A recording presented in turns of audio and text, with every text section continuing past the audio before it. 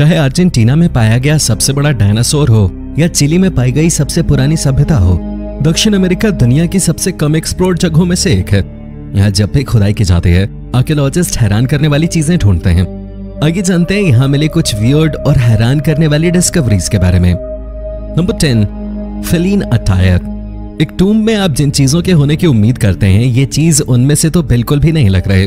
आपको क्या लगता है, क्या हो सकता है ये? पहले ये जान लेते हैं कि ये मिला कहाँ है।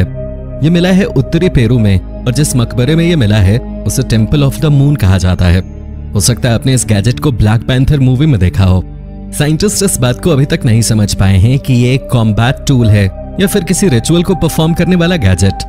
हालांकि ये एक मकबरे में मिला है, इसलिए इस बात के चांसेस बहुत ही ज्यादा हैं कि ये एक रिचुअल परफॉर्म करने वाला गैजेट रहा होगा। इसके साथ जुड़ी बस एक बात खराब है, और वो ये है कि इस रिचुअल में कॉम्बैट में हारने वाले को जला दिया जाता था। Number 9, biggest terrestrial animal of all time. Argentina में अपने खेत पे काम करते समय एक किसान को एक लकड़ी मिली जो कि इंसान के आकार के थे। जब उस लकड़ी का अध्ययन किया गया तो पता चला कि वो डायनासोर की एक नई प्रजाति की है। ये नया मिला डायनासोर काफी बड़ा था, क्योंकि आप इमेजिन कर सकते हैं कि अगर उसकी एक हड्डी इतनी बड़ी है तो वो कितना बड़ा होगा। इसका नाम अर्जेंटीना के नाम पर अर्जेंटीनासोरस रख दिया गया। ये डायनासोर लगभग 30 से 40 मीटर लंबा था। लेकिन अर्जेंटीना में ही एक और चरवाहे को एक और हड्डी मिली जो कि 2.4 मीटर के थे।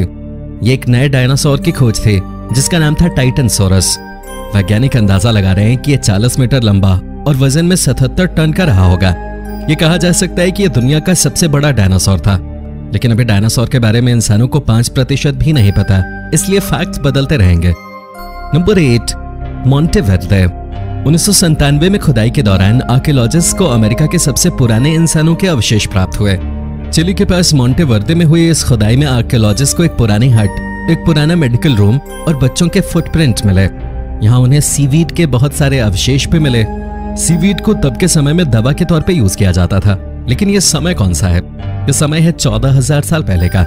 आर्कियोलॉजिस्ट को ये सबूत मिले हैं कि ये 14,000 साल पुरानी जगह है। और तो और यहाँ हुई खुदाई बताती है कि यहाँ पर लोग कम से कम 19,000 साल पहले आ गए थे।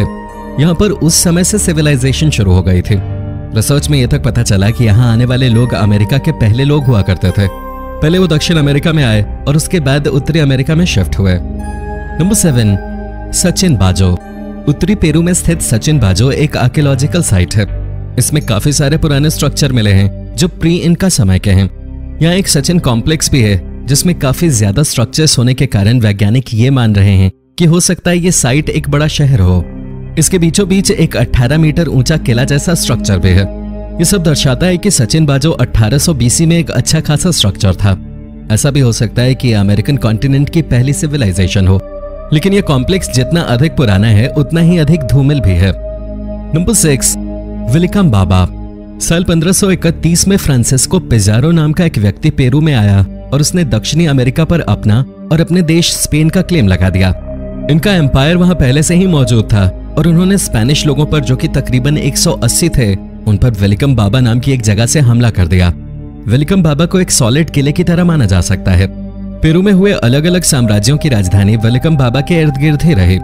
वैसे 1531 में स्पेन के उन लोगों को मारने के बाद इनका साम्राज्य से स्पेन की लड़ाई हुई और इस बार स्पेन के लोग जीत गए।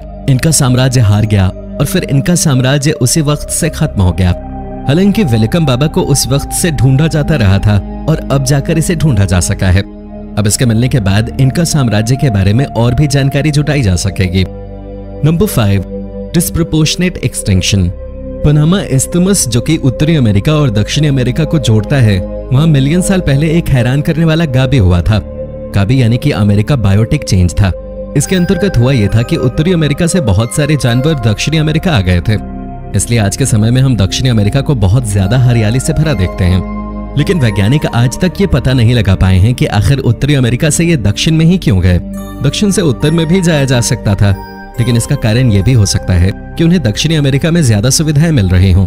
हालांकि ये देखा गया है कि उत्तरी अमेरिका के जो भी जानवर दक्षिण में गए वो वहां फले फूले, लेकिन दक्षिण के जो भी उत्तर में आए उनकी प्रजाति ही खत्म हो गई। ऐसा इसलिए क्योंकि उत्तर के जानवर अच्छे शिकारी थे और उनके दिमाग कहीं बड़े थे। Number 4, the San Jose. अपने पिछले पॉइंट में ये जाना था कि कैसे स्पेन ने इनका को हराकर दक्षिणी अमेरिका पर कब्जा कर लिया था, लेकिन उसके बाद क्या हुआ? उसके बाद हुआ ये कि पनामा से हर साल कोलंबिया, पेरू इत्यादि से इकट्ठा किया गया सोना स्पेन भेजा जाने लगा। अपने आखिरी साल में सैन होजे जैसे ही कोलंबिया के पास से निकला, इस पर ब्रिटिश सेना ने हमला कर दिया और ये 20 बिलियन के खजाने के साथ डूब गया। साल 2015 में कोलंबिया सरकार ने इसे आखिरकार खोज ही लिया। हालांकि अब ये 20 बिलियन का खजाना स्पेन, यूएस और कोलंबिया के बीच एक विवाद की वजह बन गया है, क्योंकि तीनों ही देश इस पे अपना कब्जा चाहते हैं। हालांकि जिस जगह पे ये मिला वहां प्राइवेट कंपनीज भी कब्जा कर चुकी थी, इसलिए उन्हें भी हिस्सा चाहिए। इसके 1000 से अधिक दावेदार हैं। Number 3, ancient hallucinogens. इंसान को नशा करना पसंद है और इस बात के सबूत सीवीड जैसे एलिमेंट्स से मिलते हैं। लेकिन क्या आप जानते हैं कि सबसे पहले किस चीज से इंसान नशा किया करते थे? ये एक अमेज़न नदी से निकाला गया एलिमेंट था। ये एक पौधा हुआ करता था जो कि उन्हें अमेज़न नदी के किनारे पर मिलता था और इससे बहुत ही भयानक नशा होता था। बोलिविया में जब वैज्ञानिकों को इसके सबूत मिले तब वो सन्न रह गए। ये तकरीबन 1000 साल से भी ज्यादा पुराने हैं। इस एलिमेंट के कारण लोग अमेज़न के बेसिन के पास रहना पसंद करते थे और आर्कियोलॉजिस्ट ने यह भी पाया है कि यहाँ लोग 4000 साल पहले से रह रहे हैं। नशा करने का ये प्लांट यहाँ पे उससे पहले से ही खुद ही उगता था, लेकिन इसे कंज्यूम करने के बाद लोग यहाँ पे रहने चले आए। हालांकि थ्योरी ये भी है कि वो इसका उपयोग कुछ बनाने के लिए कर सकते होंगे, कुछ ऐसा जो कि सोचा भी नहीं जा सकता। Number 2, huge cat geoglyph. दक्षिणी पेरू में फेमस नाज़का लाइंस के पास रखरखाव करते हुए ऑफिशियल्स को कुछ हैरान करने वाला मिला। ये पहाड़ पे बनी एक बिल्ली थी जिसका शेप मौसमी परिस्थितियों के कारण काफी बिगड़ गया था। इतना ही नहीं, जब नाज़का लाइंस में और ज्यादा छानबीन की गई तब उन्हें पहाड़ों, जमीनों पे और भी जगह अलग अलग एलिमेंट्स और जानवरों के प्रिंट्स मिले। इन्हें तकरीबन 200 बीसी से 300 बीसी के बीच बनाया गया था। अब वहां पर 149 से ज्यादा प्रिंट्स मिल चुके हैं जो कि ब्लू व्हेल से लेकर छोटे घोंघे तक के हैं। ये प्रिंट्स बहुत ज्यादा सेंसिटिव हैं, इतने ज्यादा कि एक फुटप्रिंट से इन्हें बिगाड़ा जा सकता है। अब तक इनके होने का मतलब निकल कर नहीं आया है, हालांकि इन्हें प्रिजर्व कर दिया गया है। नंबर 1, लास्ट मास सैक्रिफाइस। हमारी ये लिस्ट शुरू भी पेरू के उत्तरी हिस्से से हुए थे और अब उसका अंत भी पेरू के उत्तरी हिस्से से ही हो रहा है।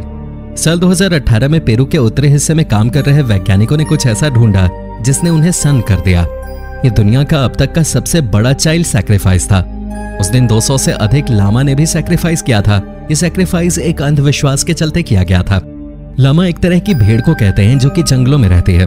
दक्षिणी अमेरिका के लोग बहुत से अंधविश्वासों से भरे हुए थे और उनका एक अंधविश्वास ये था कि अगर लामा और बच्चों का बलिदान कर दिया जाए तो उनके इष्ट देव उन्हें आई हुई बाढ़ से बचा लेंगे। उनके पास सबसे महत्वपूर्ण थे शिशु और उन्होंने अपने शिशु तक बलिदान कर दिए थे।